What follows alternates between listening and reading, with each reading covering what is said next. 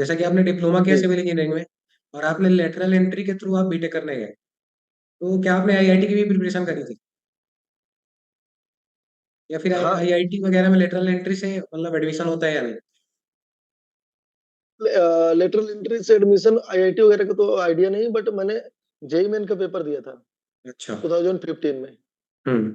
और शायद वो ऐसा पहला केस था मेरे नजरिए से जहाँ पे ऑनलाइन या कैफे वालों से जब मैं कांटेक्ट कर रहा था कि मैंने 10वीं किया है और मुझे जेई मेन का पेपर देना है, तो पहले पूछते थे आपका 12th कहाँ है। तो हम हम्म। कहते थे कि 12th तो हमने किया नहीं है। हम्म। और वहां पे काफी डिफिकल्टी हो रही थी कि कोई फॉर्म भरने को रेडी नहीं हो रहा था। फिर हम्म। एक जगह हमने खुद उनको बताया कि आप करिए, क्योंकि डिप्लोमा से भी कोई यदि टेंथ किया है प्लस उसके पास डिप्लोमा है, तो वो भी जेई मेन का पेपर दे सकता है।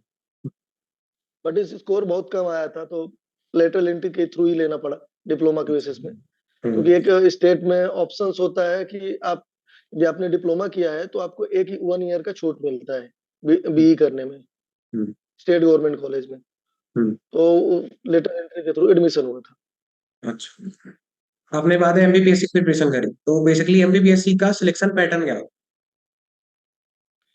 एमपीपीएससी में सिलेक्शन की बात करें तो अभी 2020 तक उसका सिलेबस और पैटर्न अलग रहता था। हम्म। 2020 में इन्होंने चेंज किया। अच्छा। इनका कर दिया इन्होंने 450 का कर दिया, प्री या मेंस कह लो आप उसको, जो कि ऑब्जेक्टिव होता है, और 50 मार्क्स का इंटरव्यू कर दिया। हम्म। जिसमें इन्होंने इस यदि मैं जो प्री या मेंस जो भी कहे उसको, जो ऑब्जेक्टिव पेपर होता है उसमें इन्होंने दो पार्ट में डिवाइड किया। एक पार्ट रहा टेक्निकल और दूसरा पार्ट रहा उसमें नॉन टेक। जो हम्म। टेक्निकल पार्ट है उसमें प्योर टेक्निकल पार्ट सब्जेक्ट रहे, जो कि 300 मार्क्स के रहे, 100 क्वेश्चंस। और हम्म। जो नॉन टेक्निकल पार्ट था उसमें ICT, MP GK, MP history, polity, geography, मतलब टोटल ओवरऑल एमपी से, और खेल कूद, ये मतलब 6-7 टॉपिक ये अलग से रहे। करंट अफेयर हो गया, हम्म। आईसीटी हो गया, एमपी हम्म। की history, geography, polity, culture, literature, ये सब चीजें थी उसमें। अच्छा। आपका जो इंटरव्यू जो हुआ कि था 50 उसमें, क्वेश्चंस 150 मार्क्स का। जी, तो आपका जो इंटरव्यू हुआ उसमें कितना आपसे टेक्निकल क्वेश्चंस पूछे गए, कितना नॉन टेक्निकल पूछे गए, मतलब क्या रहा, ओवरऑल एक्सपीरियंस क्या रहा इंटरव्यू? इंटरव्यू जैसे मैंने बताया कि 50 मार्क्स का होता है एमपीपीएससी में। तो इसमें हमारे हमारे बोर्ड में वहाँ पे एक चेयरमैन रहते हैं और 3 मेंबर थे हमारे बोर्ड में। तो जो चेयरमैन सर थे उनका नॉन टेक ओरिएंटेशन था क्वेश्चंस पे। और बाकी जो 3 टेक्निकल से थे, तो उनका पूरा टेक्निकल में मतलब उन्होंने डिस्कशन किया। और मेरा जॉब के ऊपर पूरा इंटरव्यू गया है। जैसे मैं बताया कि मैं सब इंजीनियर, सब एज ए सब इंजीनियर अभी मैं कटनी जिले में पोस्टेड हूँ। यहाँ के एक हम्म। रिठी सब डिवीजन लगता है वहां पे। हम्म। तो उनका पूरा हमारा पूरा फील्ड के ऊपर ही इंटरव्यू रहा, पूरा अच्छा। मतलब टेक्निकल और भी फील्ड के ऊपर। हम्म। और जैसे कि एमबीबीएससी मेंस और प्रीलिम्स में टेक्निकल और नॉन टेक्निकल के मतलब परसेंटेज क्या होता है? ज्यादा टेक्निकल पूछा जाता है या नॉन टेक्निकल पूछा जाता है, बैलेंस रहता प्री और मेंस हटा दिया, अब इन्होंने एक ऑब्जेक्टिव पेपर कर दिया है। पहले है? प्री अच्छा। होता था, उसके मार्क्स नहीं होते थे, हम्म। इंक्लूड नहीं होते थे। अब इन्होंने प्री को हटा दिया, सिर्फ एक ही पेपर होता है, और उसी के बेसिस पे आपका इंटरव्यू में सिलेक्शन होता है। अच्छा, तो उसमें टेक्निकल और जो नॉन कि टेक्निकल बैलेंस 3 जुलाई को हुआ था। अच्छा, तो उसमें टेक्निकल और नॉन टेक्निकल। यदि का 100 क्वेश्चन टेक्निकल रहते हैं और 50 क्वेश्चन नॉन टेक्निकल रहते हैं। अच्छा, मतलब मोस्ट वेटेज दिया जाता है टेक्निकल। हाँ टेक्निकल ऑब्वियसली, क्योंकि हमें टेक्निकल जो सिलेक्शन है वो टेक्निकल के लिए है, तो वेटेज तो रहता ही है। हम्म। अच्छा, आपने एमटेक के लिए गेट क्वालिफाई किया था, तो आपका इंटरव्यू तब भी हुआ रहा होगा जेईसी में एडमिशन के लिए? स्टेट लेवल के कॉलेज में जो एडमिशन होता है उसमें इंटरव्यू नहीं रखते हैं। अच्छा। उसमें डायरेक्ट गेट के स्कोर के बेसिस पे एडमिशन होता है। अच्छा, तो एमटेक के ड्यूरिंग में आपका फील्ड ऑफ इंटरेस्ट क्या था, मतलब एनवायरमेंटल इंजीनियरिंग में आपने कोई एक स्टडी करी होगी, तो वो क्या थे? मेरी माइक्रो प्लास्टिक जो थीसिस थी वो माइक्रो प्लास्टिक पे थी। स्टडी अच्छा। And analysis of microplastic pollution at the hmm. Different lakes of Jabalpur. अच्छा। माइक्रोप्लास्टिक की स्टडी करना है। क्या है एक्चुअली जो हम डे टू डे लाइफ में बहुत सारी ऐसी चीजें हैं जो हम डायरेक्टली भी माइक्रोप्लास्टिक यूज भी कर रहे हैं और कंज्यूम भी कर रहे हैं। हम्म। तो उसका इम्पैक्ट क्या आ रहा है और कितने परसेंट हमारे वाटर बॉडीज में या उनके सेडिमेंट में पाया जा रहा है, उसका स्टडी करना, एनालिसिस करना कि क्या है, या मतलब तो उसका एक एनालिसिस करना, वो यही थीसिस को टॉपिक रहा मेरा। अच्छा, आपने टेक्निकल वर्ल्ड ज्वाइन किया था 2012 में जब आप डिप्लोमा के लिए गए थे, तो अभी तक की जी। आपकी 10 साल की जर्नी टेक्निकल वर्ल्ड में कैसी रही? क्या ओवरऑल एक्सपीरियंस रहा है? क्योंकि डिसीजन मेरा था, लाइक मैंने कहा कि 10th के बाद मुझे लगा कि टेक्निकल हो जाना, एक टेक्निकल हैंड होने से जॉब जल्दी मिलती है। तो डिसीजन मेरा था, इसीलिए मैं स्टक रह गया।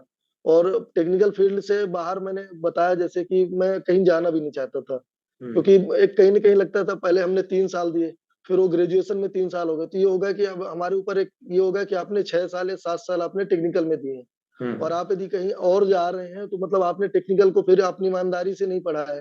हम्म।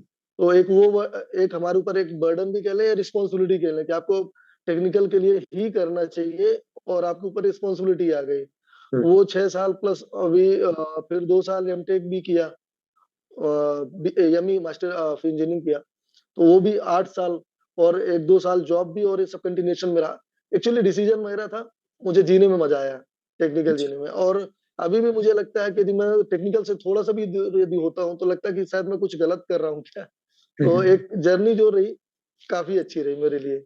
अच्छा, आपने टेक्निकल वर्ल्ड में घुसने के लिए आपने सिविल इंजीनियरिंग चूज की, तो ये आपने किसी के सजेशन से चूज करी थी या आपका पर्सनल इंटरेस्ट था सिविल इंजीनियरिंग?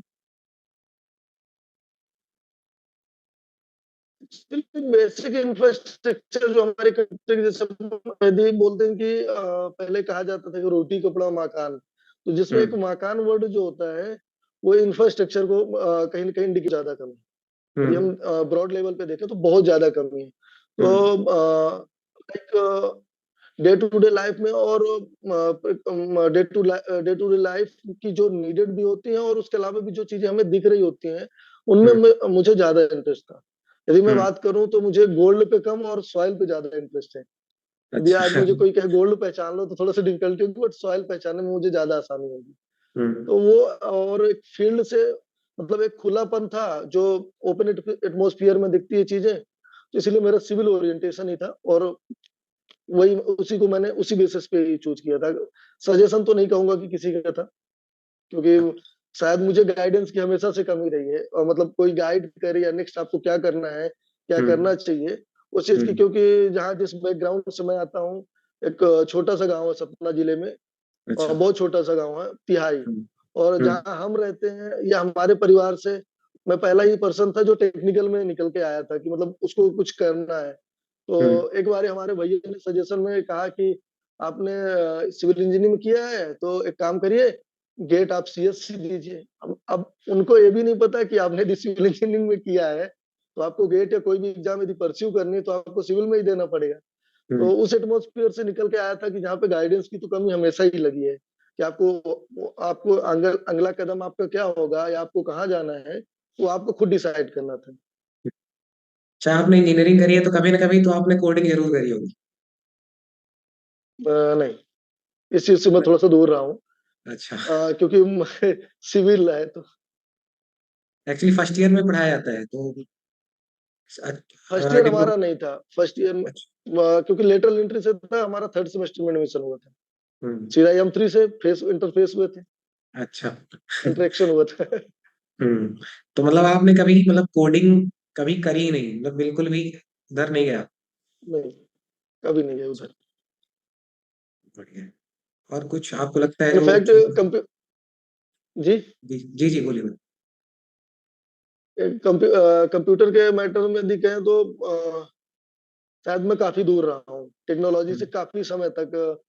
इनफैक्ट कोविड के पीरियड तक, मतलब कोविड लॉकडाउन के पहले तक मैं काफी दूर ही था।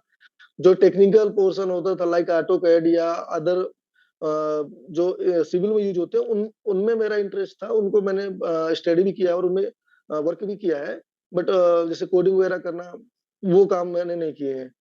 अच्छा, तो आपने बीटेक किया, बीटेक के बाद भी आपने जॉब करी? आपको पता चला होगा बीटेक के बाद क्या अपॉर्चुनिटीज रहती है सिविल से।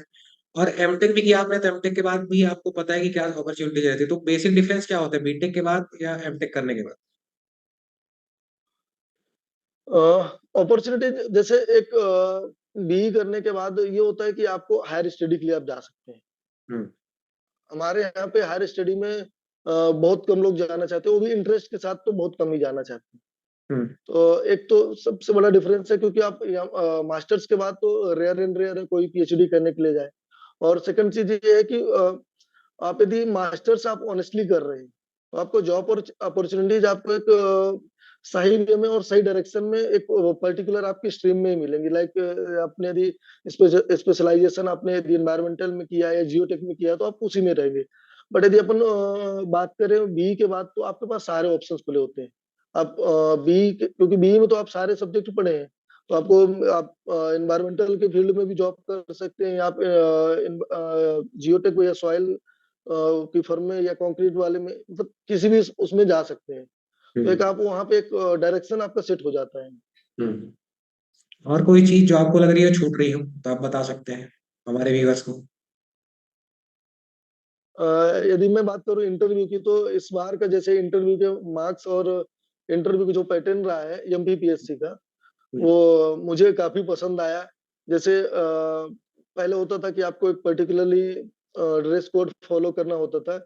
इस बार कुछ लोगों का सिलेक्शन हुआ है जो कि ड्रेस कोड नहीं भी फॉलो किए हैं, या मतलब कैजुअल ड्रेस में भी थे और कुछ जो फॉर्मल में भी थे।